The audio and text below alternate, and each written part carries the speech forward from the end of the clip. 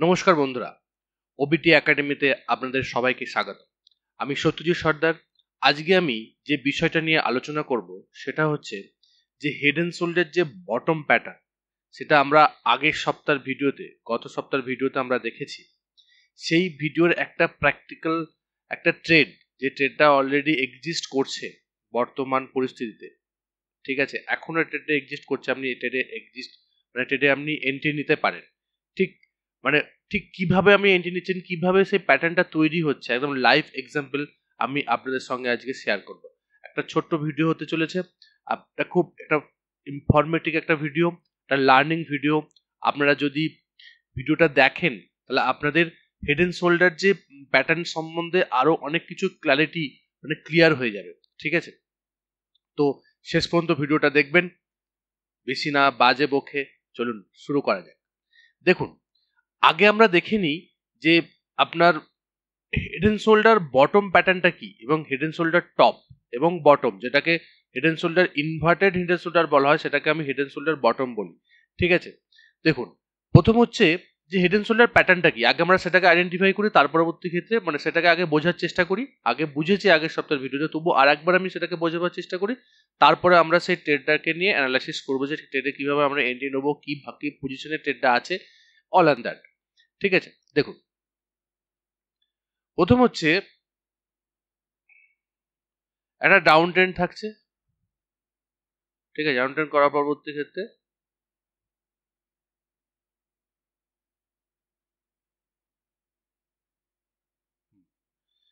এটা একটা first shoulder করে, বা লেফট শোল্ডার বলা হয় এটাকে, বা লেফট শোল্ডারও বলা হয়। এটাকে বলা হয় হেড, আর এটাকে বলা হয় সেকেন্ড শোল্ডার, বা আপনার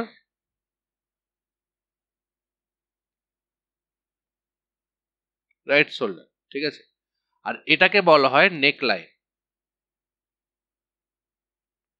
এটাকে বলা হয় নেক লাইন, এটাকে বলা হয় নেক লাইন, ঠিক আছে। প্রথমে প্রাইস একটা ডাউন ট্রেন্ডে ছিল, রাইট, এটা ডাউন ট্রেন্ড থাকতে হবে। এবং আমি এটা বলবার চেষ্টা করছি যে হেড এন্ড শোল্ডার প্যাটার্ন সবসময় যে রিভার্সাল সিগন্যাল দেয় সেটা নয়, কন্টিনিউশন সিগন্যালও দেয়। মানে head and shoulder bottom pattern যদি ডাউন ট্রেন্ড, যখন আপ ট্রেন্ডে থাকবে তখন প্রাইস আবার মানে বটম প্যাটার্ন করে কিন্তু উপরের দিকে উঠতে পারে, ইনভার্টেড হ্যামার মানে inverted head and shoulder pattern করে উপরের দিকে উঠতে পারে। আমি যে এক্সাম্পলটা আজকে দেখাবো সেটা রিভার্সাল একটা ট্রেড, একটা প্রাইস কারেকশন নেবার পরবর্তী ক্ষেত্রে, মানে একটা স্টকের প্রাইস কারেকশন নেবার পরবর্তী ক্ষেত্রে সেটা এই প্যাটার্ন তৈরি করে উপরের দিকে উঠবার চেষ্টা করছে, রাইট, এবং ভালো রকম একটা মোমেন্টাম দিতে পারে ইন ফিউচারে। প্রাইস একটা ডাউন ট্রেন্ডে নামছে, নামার পরবর্তী ক্ষেত্রে প্রাইস একটা লো করলো, ঠিক আছে। লো করার পরে একটা হাই করলো, লো আর হাই করলো, করার পরে প্রাইস আগের যে লোটা ছিল সেই লোকে ব্রেক করে নিচের দিকে আর একটা লো আর লো ফরমেশন করলো, রাইট, এটাকে বলা হয় হেড। এর পরবর্তী ক্ষেত্রে প্রাইস ওপরের দিকে উঠে যেখানে প্রথম এই যে রেজিস্ট্যান্সটা নিয়েছিল ঠিক সেম লেভেলে, বা একটু মানে সবসময় যে অ্যাকুরেট সমান হয় সেটা নয়, অনেক ক্ষেত্রে কিরকম হয়, এরকম হয়, মানে এই নামলো এরকম করলো, করে এই নেমে এই করে এইভাবে উঠে এইভাবেও করা, এইভাবেও অনেক সময় প্যাটার্ন তৈরি করে, মানে একটু ক্যারাচে প্যাটার্ন তৈরি করে। সবসময় যে এইভাবে স্ট্রেট হবে, সবসময় যে স্ট্রেট এরকম হবে এরকম নয়, এরকমও নেকলাইন তৈরি হয়, ঠিক আছে, বা এরকমও নেকলাইন তৈরি হয়, রাইট। এটা কিন্তু একটু দেখার বিষয়, ঠিক আছে। এবার দেখুন, এটা নেকলাইন, এটা রেজিস্ট্যান্স করলো, ঠিক আছে। রেজিস্ট্যান্স হওয়ার পরবর্তী ক্ষেত্রে ঠিক সেম জায়গাতে বা একটু অ্যাঙ্গেল প্রজেকশনে আবার রেজিস্ট্যান্স নিয়ে প্রাইস যখন নিচের দিকে নামছে, নেমে সেকেন্ড শোল্ডার করলো, মানে এই লোটাকে আর নিচের দিকে ব্রেক করলো না, রাইট। লোকে ব্রেক না করে প্রাইস আবার উপরের দিকে মানে একটা হায়ার লো তৈরি করলো, ঠিক আছে, হায়ার লো ফরমেশন করে প্রাইস উপরের দিকে উঠছে। উঠে যখন এই রেজিস্ট্যান্স লেভেলটা বা এই নেক লাইনটাকে ব্রেক আউট করে উপরের দিকে উঠবে, ওঠার পরবর্তী ক্ষেত্রে এই জায়গাটা যদি একটা গ্রিন ক্যান্ডেল তৈরি হয়, ঠিক আছে, এটা যদি গ্রিন ক্যান্ডেল তৈরি হয় with high volume, with high volume, তখন আমরা সেটাকে বলবো যে এটা একটা head and shoulder bottom pattern তৈরি করেছে এবং এর যে ব্রেকআউটটা ভ্যালিড ব্রেকআউট। কারণ কারণ হচ্ছে এই যে ব্রেকআউট ক্যান্ডেলটা একটা মানে বিগ রেঞ্জে, যাকে বলা হয় মারুবুজু টাইপের একটা গ্রিন ক্যান্ডেল দিয়ে ব্রেকআউট হয়েছে এবং সঙ্গে এই ব্রেকআউট ক্যান্ডেলের ভলিউমটা হাই আছে।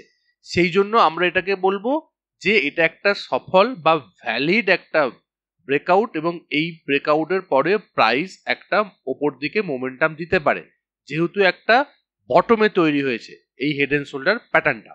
এবং আমরা এটা দেখলাম এনটি। এখানে যদি আপনি আরো এটাকে কনফার্ম করবার চেষ্টা করেন বা আরো এটাকে যদি বেটার ওয়েতে অ্যানালাইসিস করবার চেষ্টা করেন, তাহলে আপনাকে এটাকে ভলিউমকে অ্যানালাইজ করতে হবে যে ভলিউম কোথায় মানে কম হচ্ছে কোথায় বেশি হচ্ছে।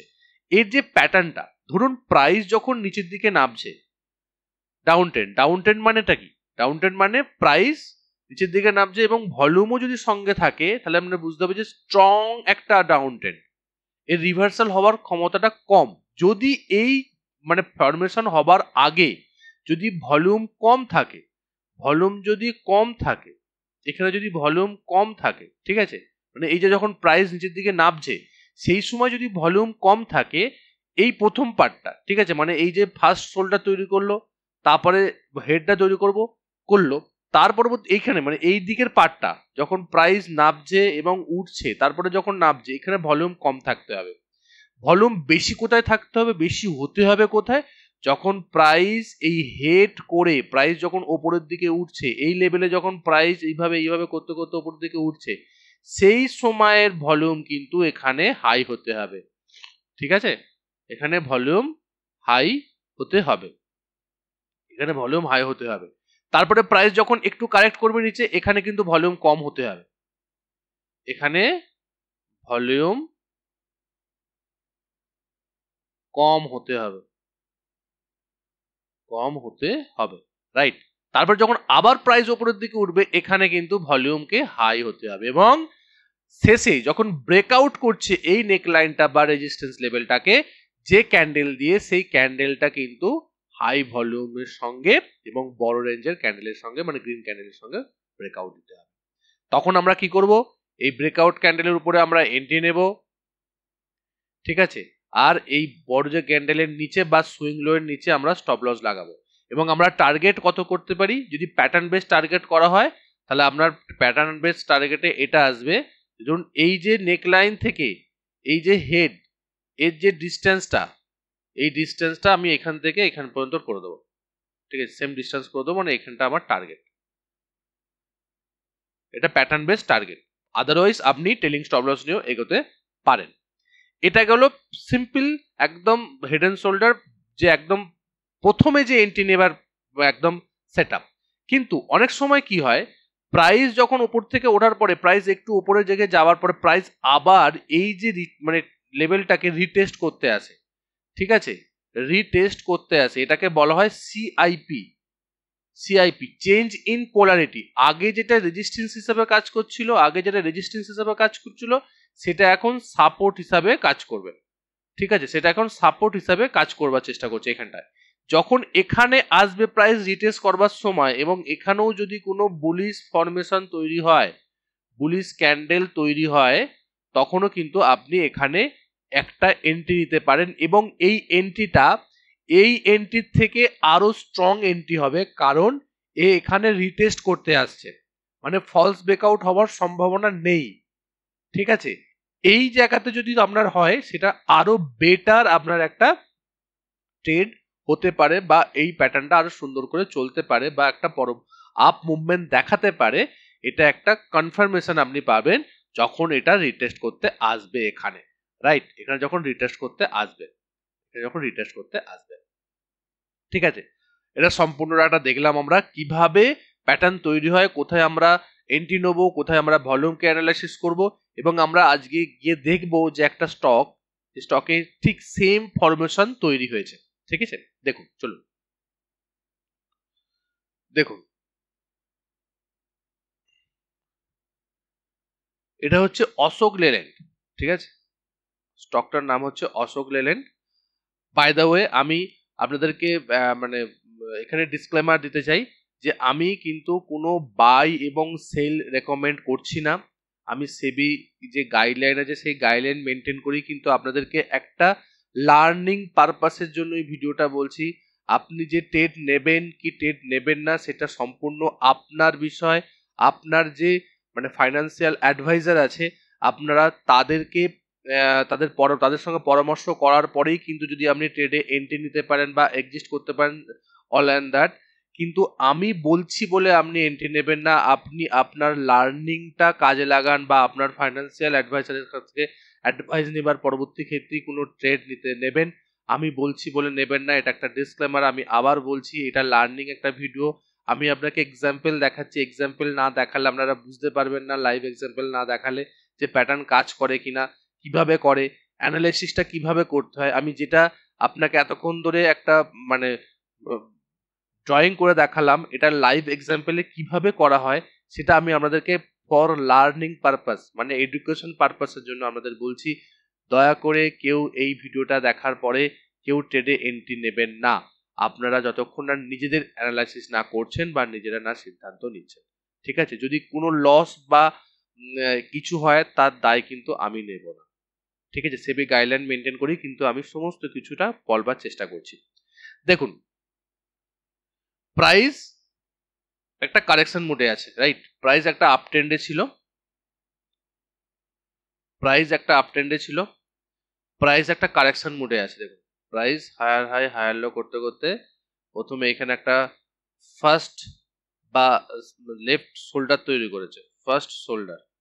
ঠিক আছে? ফার্স্ট শোল্ডার তৈরি করে একটা নিচে হেড করেছে। ঠিক আছে? করার পরবর্তী ক্ষেত্রে প্রাইস আবার উঠেছে। দেখুন, এই যে রেজিস্ট্যান্স লেভেলটা ছিল, এই রেজিস্ট্যান্স লেভেলের সমান সমান কিন্তু প্রাইস একটা নেকলাইন, এটাকে বলা হয় নেকলাইন। এটা রেজিস্ট্যান্স নিয়েছিল, প্রাইস আবার উঠে আবার রেজিস্ট্যান্স নিয়েছে, নামার পরে প্রাইস আবার নেমেছে, নেমে এখানে সেকেন্ড শোল্ডার তৈরি করেছে। করার পরে প্রাইস দেখুন এখানে ব্রেকআউট দিয়েছে। এবং আপনি যদি দেখেন যে ব্রেকআউটটা যে দিয়েছে, এই যে ব্রেকআউটের ক্যান্ডেলটা, এক মিনিট,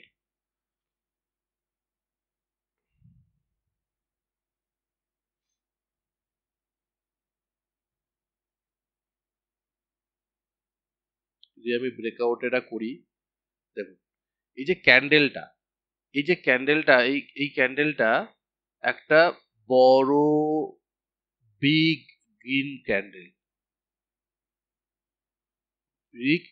ক্যান্ডেল, রাইট?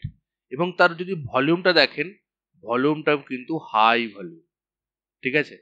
মানে এই যে ব্রেকআউটটা, এই যে প্যাটার্নটা তৈরি করেছে, ঠিক আছে, এই যে প্যাটার্নটা তৈরি করার পরবর্তী প্যাটার্নটা যে ব্রেকআউট হয়েছে, ব্রেকআউটটা কিন্তু একদম জেনুইন ব্রেকআউট এবং একটা ভ্যালিড ব্রেকআউট। কারণ আমাদের যা কন্ডিশন ছিল যে একটা মানে head and shoulder bottom pattern যখন ব্রেক করবে, ওপরের যে নেক লাইন বা রেজিস্ট্যান্স লেভেলটাকে যখন ব্রেক করে ওপরের দিকে উঠবে একটা বড় গ্রিন ক্যান্ডেল, এবং তার সঙ্গে ভলিউমটাও কিন্তু হাই হতে হবে। সম্পূর্ণ কিন্তু কন্ডিশন ফুলফিল করেছে।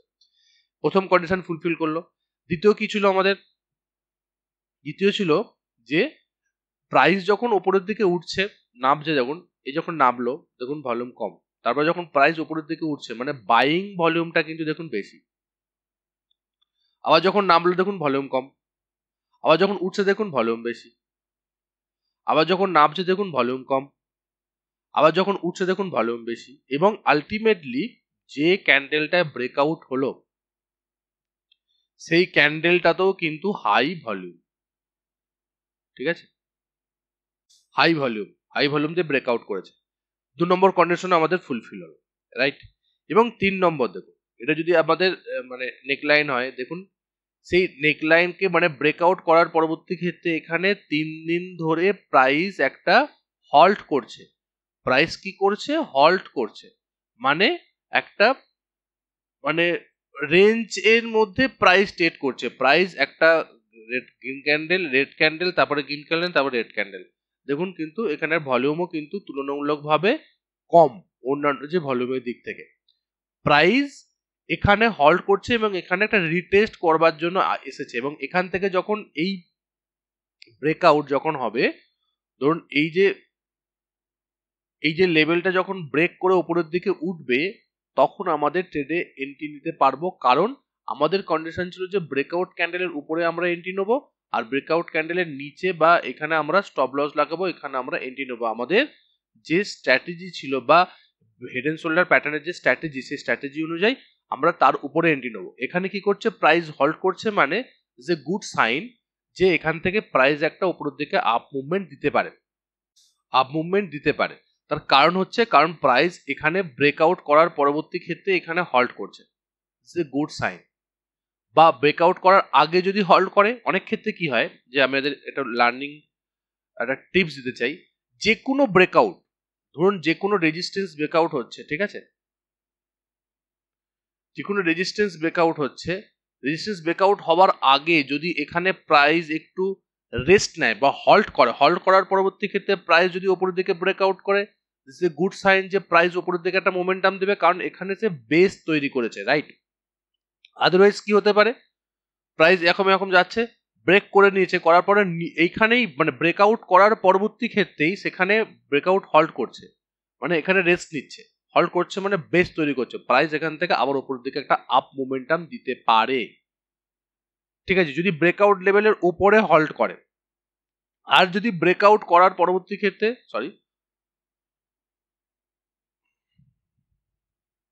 ব্রেকআউট করলো, এখানে দেখাচ্ছি, ব্রেকআউট করলো এরকম করে, ব্রেকআউট করার পরে ব্রেকআউট যে লেভেলটাতে ব্রেকআউট হচ্ছে সেই লেভেলের উপর নিচে যদি এরকম করে প্রাইস হল্ট করে, তাহলে বুঝতে হবে যে প্রাইসের মধ্যে সেই স্ট্রেন নেই, প্রাইস যে কোনো মুহূর্তে নিচের দিকে নামতে পারে, ঠিক আছে। আমরা তিনটা কন্ডিশন দেখলাম। রেজিস্ট্যান্স লেভেলের আগে যদি হল্ট করে প্রাইস উপরের দিকে ব্রেকআউট দিয়ে উপরে, this is a good, right, this is a good sign. যদি ব্রেকআউট করার পরবর্তী ক্ষেত্রে ব্রেকআউট লেভেলের উপরে যদি প্রাইস হল্ট করে, সেটাও গুড, ওখান থেকে প্রাইস একটা আপ মুভমেন্ট দিতে পারে, এখান থেকে একটা আপ মুভমেন্ট দিতে পারে। যদি প্রাইস রেজিস্ট্যান্স লেভেলের ওপরে এবং ব্রেকআউট করার পরে আবার ওপর নিচে করে, মানে রেজিস্ট্যান্স লেভেলটা যে আছে সেই রেজিস্ট্যান্স লেভেলের ওপর নিচে করছে যে লেভেলটা, যে যদি এরকম পজিশন যদি তৈরি হয় কোনো ব্রেকআউটের ক্ষেত্রে, তখন কিন্তু প্রাইস নিচের দিকে নামার প্রবণতা সব থেকে বেশি। এটা একটা মানে ব্যাক টেস্টেড একটা জিনিস, খুব এফেক্টিভ, আপনারা কিন্তু ব্যাক টেস্ট করে দেখতে পারেন, বিভিন্ন চার্টে আপনি অ্যানালাইসিস করতে পারেন, বিভিন্ন টাইম ফ্রেম অ্যানালাইসিস করে দেখতে পারেন যে এই যে তিনটে কন্ডিশন বললাম কোনো জায়গায় কিরকম কাজ করছে, রাইট। তো এটা হচ্ছে ব্যাপার, এইখানে আমরা কিন্তু ট্রেডটাকে করা যেতে পারে এবং একটা গুড সেট আপ আমার মনে হয়, সেটা গুড সেট আপ, একটা হিডেন সোলজার যে প্যাটার্ন, সেই হিডেন সোল্ডার প্যাটার্নের একটা গুড সেট আপ, এবং এটা একটা পসিবিলিটি হতে পারে, কারণ যদি এখন দেখা যায় যে অশোক লেল্যান্ড হচ্ছে আপনার অটো সেক্টর, ঠিক আছে, অটো সেক্টর কিন্তু একটা কারেক্টিভ মুড ছিল, সেখান থেকে একটা ইউটার্ন নিয়ে উপর দিকে উঠবার চেষ্টা করছে, ঠিক আছে। আপনি যদি মানে সেক্টরকে দেখেন, সেক্টর অ্যানালিসিস দেখেন, এবং মার্কেটও কিন্তু এখন একটু ঘুরে দেখাবার চেষ্টা করছে, প্রায় নিফটি যখন দেখছে, নিফটি অনেকটা কারেকশন করার পরবর্তী ক্ষেত্রে প্রাইস উপরের দিকে ওঠার একটা মোমেন্টাম দেখা যাচ্ছে যে প্রাইস উপরের দিকে উঠতে পারে, সেই সময় এরকম একটা প্যাটার্ন তৈরি করেছে, তো সেই জায়গা থেকে আমরা এই ট্রেডে একটা এন্ট্রি নিতে পারি। আমাদের এখানে টার্গেট কতটা হবে, টার্গেট আমরা দেখবো এইখানে ক্যালকুলেট করব, এখান থেকে যে প্রাইসটা আসবে এই জায়গা থেকে এইটার মোটামুটি এখান পর্যন্ত টার্গেট রাখা যেতে পারে। আদারওয়াইজ যদি আপনি দেখেন, তো এর যে রেজিস্ট্যান্স লেভেলটা আছে, এই যে রেজিস্ট্যান্স লেভেল, ঠিক আছে, এই রেজিস্ট্যান্স লেভেল এখান পর্যন্ত আপনি কিন্তু টার্গেট নিয়ে চলতে পারেন, মানে টার্গেট এখান পর্যন্ত রাখতে পারেন,